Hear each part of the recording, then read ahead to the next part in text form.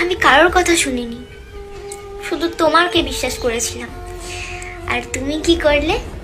আমাকে পুরো চুরমার করে দিলে। তুমি আমার সাথে যেটা করেছো না, সেটা আমার জীবনে কোনোদিনও ভোলার মতো না। তুমি আমাকে এমনভাবে ঠকিয়েছো যে ঠকানো আমাকে মৃত্যুর আগে পর্যন্ত কাঁদাবে। আমি তোমাকে আমার সব কিছু দিয়ে দেখেছি, তুমি তাও আমার হওনি। কত মানুষের কাছে ছোট হয়েছি তোমার জন্য, তুমি তবুও আমাকে বোঝোনি।